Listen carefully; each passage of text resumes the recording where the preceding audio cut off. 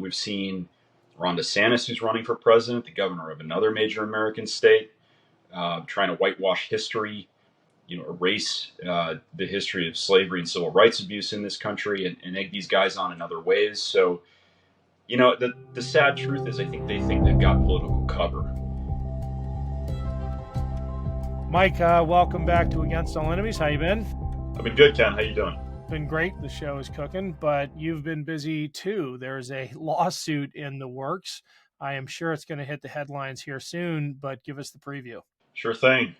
We, along with our partners at Foley Hoag in Boston, have filed a lawsuit on behalf of Charles Morrell against the Patriot Front, including their leader Thomas Rousseau and a number of other unnamed individuals. Patriot Front's a white supremacist hate group, as a lot of people may know. Their founder, Thomas Rousseau, led the hate group Vanguard America during that Unite the Right rally in 2017 in Charlottesville. And it was one of their supporters that killed Heather Heyer and injured a lot of their people by driving the car into the crowd. After that incident, Patriot Front broke off and kind of tried to do a rebrand. But this is a classic white supremacist hate group. And we're suing them on behalf of Charles because while he was peacefully walking down the sidewalk in Boston, Massachusetts in 2022, they assaulted him, sent him to the hospital. Before the assault, called him a racial epithet. Charles is a black educator and artist, member of the Boston community, and just surrounded him and attacked him. Clear violation of his human rights, and I think a pretty solid illustration of just how dangerous and violent these groups are, especially Patriot Front. And this is an incredibly well-documented incident. There isn't going to be a lot of hearsay in this one. That's absolutely true. There's video. There's a police report. It's well documented. Charles went to the hospital. He's still recovering from his injuries, both physically and emotionally. So, it's not obscure what Patriot Front is either. I mean, they openly call for the formation of a white ethno state where only white individuals have rights and can claim to be Americans. They're big promoters of the anti-Semitic Great Replacement theory, which we've talked about before. And this is something that's echoed by a lot of leading politicians on the right, unfortunately. But this is this bigoted anti-Semitic and racist conspiracy theory that says Jewish people and others are orchestrating the replacement of white Christian Americans with non-white immigrants, black and brown people. And, we've heard everybody from Tucker Carlson that had former President Trump to others running for office across the country. It's been referenced by Governor Abbott. So, this is something that's gone mainstream, but Patriot Front is kind of the violent edge of this conspiracy theory. They like to go into black and brown communities, deface civil rights murals, statues, churches, leave flyers with hateful messages. And they're not really hiding who they are. They do try to wrap themselves in the flag. You'll see them wearing a lot of faux patriotic red, white, and blue. But that doesn't really make them different on the right either. We see that, all the way to the top of that movement. So this is a violent group of people that's not hiding who they are, and that physically attacked this man and this member of the Boston community while he's walking down the street, violated his human rights, and we're going to help hold them accountable. What prompts them to engage in this kind of violence in the open?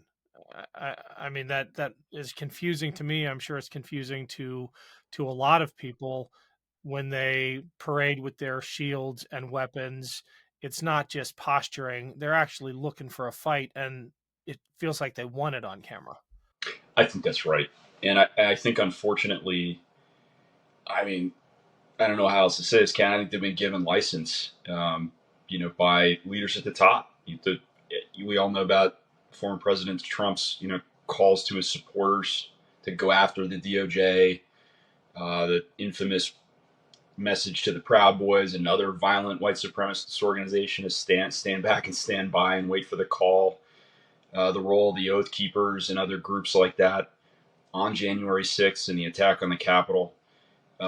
We've talked about Governor Abbott and his tendency to, try to do sick and lethal political theater at the border, damaging national security, but trying to play himself up as a defender against this great replacement conspiracy theory, against what he calls an invasion, what is really people seeking asylum in the United States.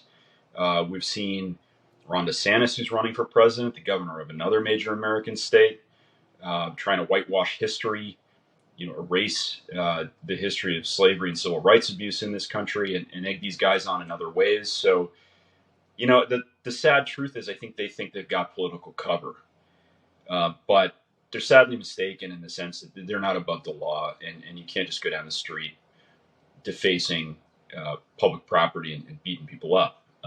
It's there got to be consequences, and the consequences start here. Hey everyone, if you've been watching this show, you've already heard me mention our sponsor, Storied Hats. Thanks to all of you who've already bought one. You know they are top quality hats made in fair trade facilities with sustainable materials. I've got a great new offer for listeners of this show. If you get one hat, it's 15% off. And if you get a second hat, that one is 50% off. Check them out, get a great hat or two, and support both our show and a small business that is doing its part for the planet. Thanks. By now, the leaders to which you're referring surely know that their rhetoric is provoking not just activism and get out the vote efforts, it's provoking actual violence. How have the responses from the political leaders who promote great replacement theory and other racist tropes, how do they respond to this kind of thing? There's no evidence that they care, and you can't dispute at this point that hawking these conspiracy theories has lethal consequences. I mean, when an avowed white supremacist goes into an El Paso Walmart and kills over 20 people, and says, "I'm doing this to protect my country against an invasion and stop the Great Replacement." I mean, you can't have a more obvious, clear case that this rhetoric, these conspiracy theories, they have lethal consequences. They incite violence. We've known this for a long time. It's beyond dispute. Unfortunately, it's also bringing people to some measure of political power, although I think they're about to find out that there's a dead end to that too. And at the end of the day, it risks American democracy itself. And it poses a real risk to the human rights and civil rights and safety of everyday Americans like Charles Morrell, right? An educator, an artist. He was on his way to play classical music in a park when he was beaten up by a bunch of white supremacist thugs wearing face masks and carrying homemade shields. That's not a country that any of us, I think, want to live in. And there's got to be consequences for it. And I'm proud that Human Rights First is part of bringing those consequences in this case. Yeah, tell me a little bit more about the lawsuit. Where has it been filed? What do you hope to achieve? How much can you wring out of a group like Patriot Front? I mean, hopefully people go to jail, but is there a financial aspect to this as well? There could well be. We've brought 6 causes of action as part of the complaint, and it's been brought in Massachusetts. There's the Ku Klux Klan Act of 1871, which is a federal act, makes a conspiracy to interfere with constitutional rights on the basis of race. It's a pretty clear example of that. Massachusetts has a Civil Rights Act, interference with civil rights secured by the laws of Massachusetts, and that includes the right to walk down the street. The right to travel on public streets is explicitly protected. Civil conspiracy and aiding and abetting the commission of a civil rights violation. Civil assault and battery, which is pretty clearly happened in this case. They directed racial epithets at Charles and physically assaulted him with shields, jammed him up against a light post, knocked him to the ground, and sent him bloody to the hospital. And of course, intentional infliction of emotional distress. So those 6 causes of action are part of this lawsuit, which we brought in Massachusetts.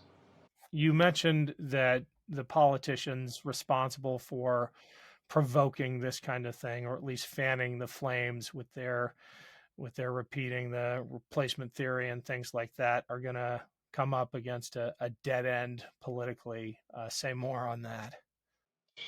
Well, I mean, I think at the end of the day, if you're seeking political power in a democracy in such a way that risks the destruction of that democracy, you're playing a pretty self-defeating game.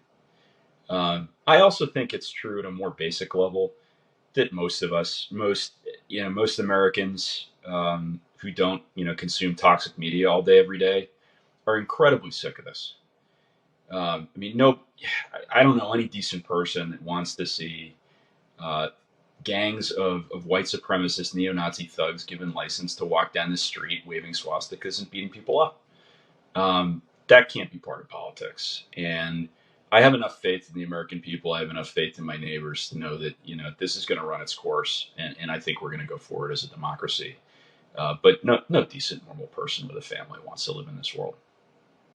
Yeah, I'm with you, and I'm riding a little bit high right now on the heels of the issue 1 vote in Ohio. We got the results that the ballot initiative proposed by the Republicans basically to ban abortion. I mean, it was convoluted and sneaky in every possible way, was just resoundingly defeated. And I think it's because of what you're alluding to. By and large, Americans, they want to respect their neighbors, they want to live in peace, and they do not see the same America that that's envisioned by DeSantis and Youngkin and Abbott and these others that we've talked about. Amen to that. Couldn't agree more.